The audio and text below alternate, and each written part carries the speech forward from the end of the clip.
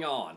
Well, I decided to wear my Dallas Cowboys hat here in this video. As you know, I'm a big Dallas Cowboys fan, even though they haven't really been doing too well this year. But hopefully they'll get their footing back, and we'll see what happens. But anyway, if you've been following my YouTube channel, you know for a long time that I've been a Dallas Cowboys fan for a very long time. So anyway, that's why I'm wearing this hat. Really like it. I got it for Christmas last year, and you know what? I just felt like putting it on. Anyway, let's talk about the subject at hand. And actually, I got an email asking about setup and breakdown times, and what's my normal procedure when it comes to setting up and breaking down. How long do I normally allow for that, and all kinds of things, and what should they allow for when it comes to setting up and breaking down.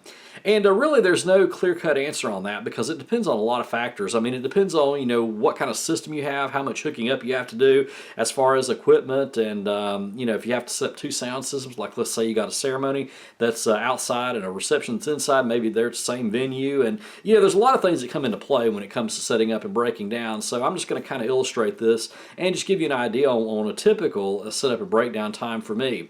Now it depends, like I said, on what package the client gets. Let's say it's a wedding, for example. If they've chosen a package that only includes a small light show and I'm not doing the ceremony or anything like that, then I can probably be set up in about an hour to an hour and a half. It just really depends.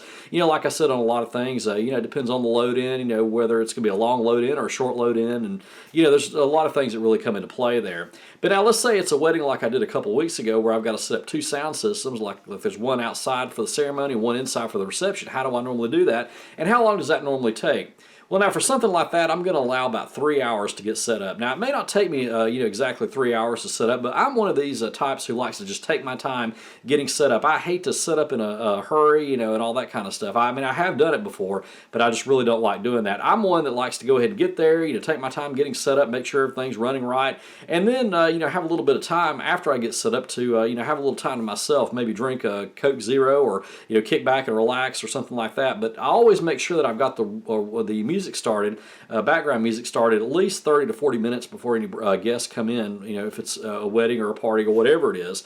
And like I said, for a wedding like this, for example, I want to make sure that I've got everything ready to go at least 30 minutes ahead of time.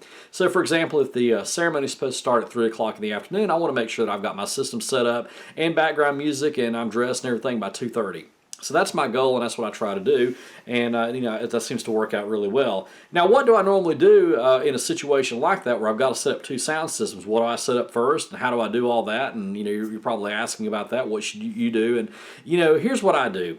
When I get there, the first thing that I do is I make sure I set up my reception sound system first. And the reason for that is because that's what's going to take the longest, setting up those JBL speakers, or not JBLs, rather, RCF speakers. I used to use JBLs, but now I use the RCF speakers. And, when you see my setup, it looks like it's easy to set up, but it really does take a lot of time, because I've got a lot of stuff to hook up there, and I've also got a lot of, lights to hook up, and, hook it all up to a DMX controller, wire it up, and all that kind of stuff. So it takes a while to get all that done. So I make sure that I get the sound system going first. That's the most important thing. That's what's going to take the longest.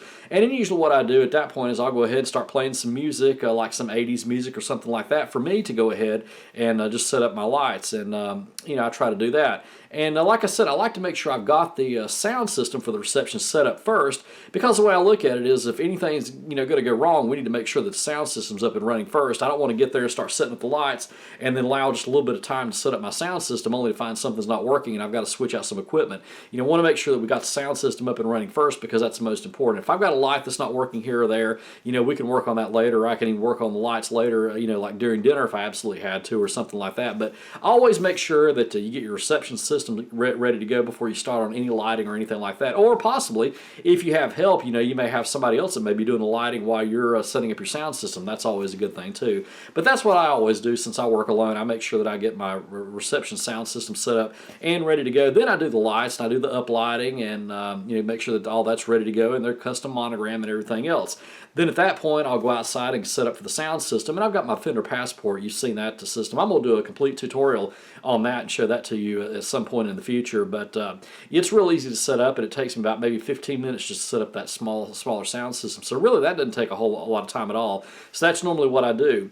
And then once I've got it set up and I've already got background music playing, as far as the ceremony goes, I usually go and change at this point. I change out of my setup clothes, which is usually my black polo with my company logo on it and a pair of jeans, and I usually change into my suit or whatever I'm going to be wearing for the reception. My nice clothes for that.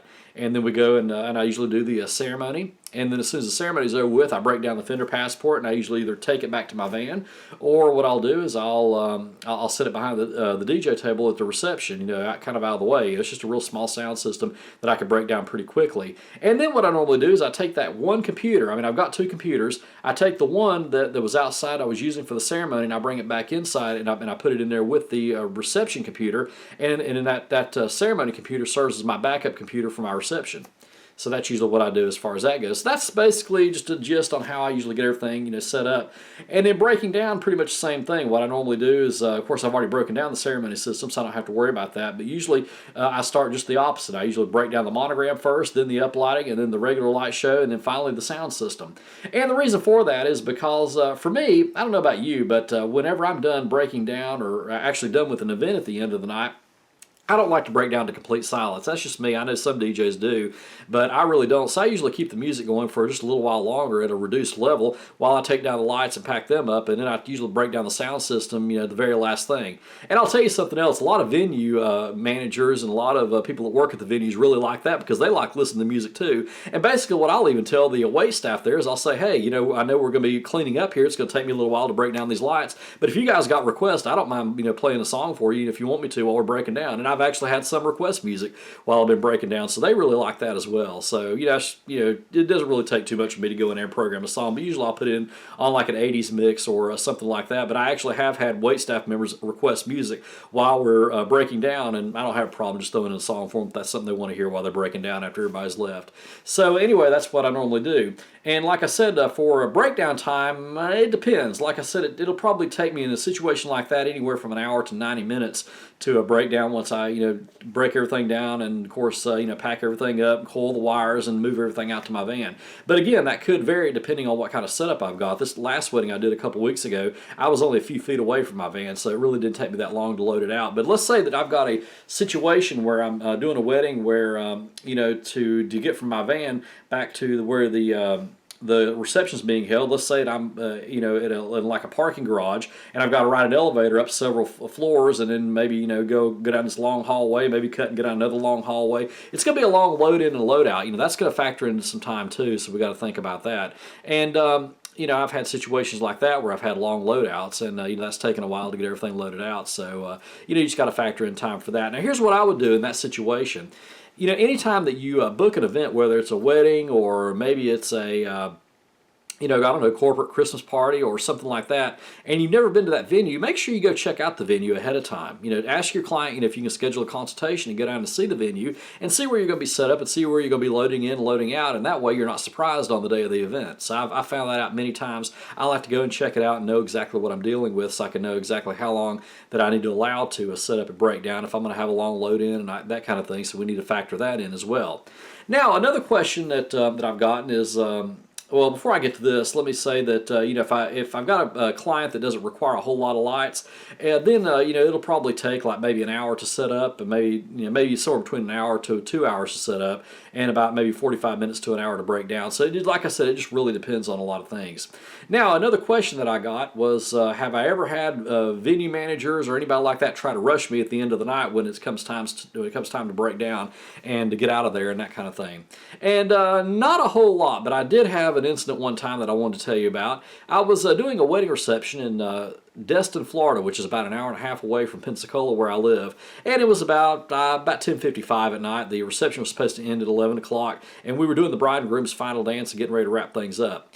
Well, this one guy, I guess he was a waiter or something like that, one of the wait staff members came up to me, and he said, "Sir," he said, "as soon as this is over with, we're going to need you to hurry up and break down and get out of here because some of us have to be back here at 7 o'clock in the morning."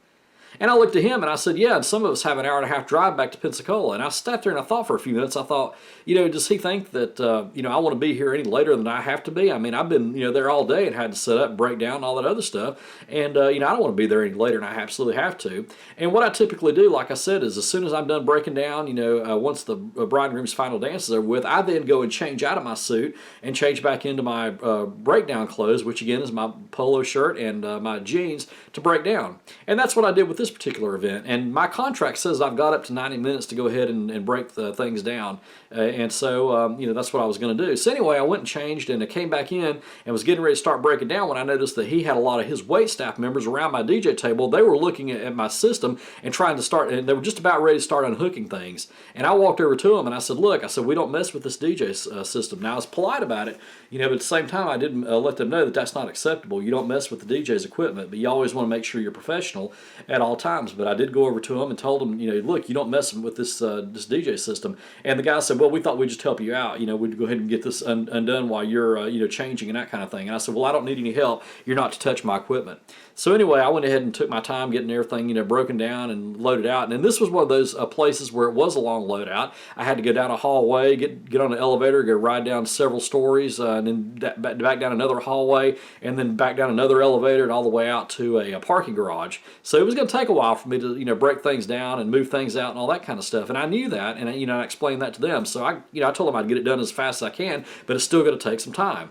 So anyway, I went ahead and got everything done, and on the way home that night, I was thinking about that. It was, it upset me that they were trying to mess with my equipment. So what I did was I emailed the manager of that particular facility on Monday morning and explained the situation to him, and he called me, was very apologetic about it, and he said, yeah, I realize, if my guys have messed up your equipment, then that could have put me at a liability, so I'm going to have a talk with them about that. We don't need to mess with the DJ's equipment, and that's just not acceptable. So anyway, that's really about the only incident I've ever had as far as that goes, but most of the time, the venue people there, they're pretty cool about it. They realize it's going to take me a while, and usually, most of the time, I'm usually the last one to get out of there.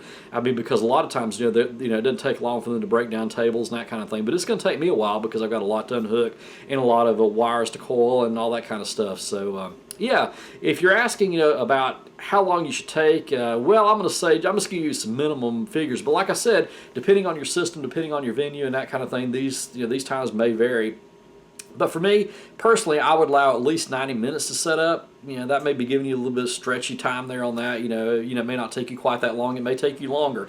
I don't know, but I would allow at least 90 minutes to set up and 90 minutes to break down. And again, like I said, it may take you a little bit longer depending on the circumstances, but that's what I would do. But always do a site visit. Make sure you know what you're dealing with. Make sure you know where you're going to be loading in and loading out, and make sure you know where you're going to be set up and all that, so you can figure all that in ahead of time. It'll make your life a whole lot easier. So anyway, that's where I'm going to leave this, and if you have any questions, just feel free to drop me an email. My email address is right there on the screen, and I'll be glad to answer any questions that you have. Till next time, practice and enjoy.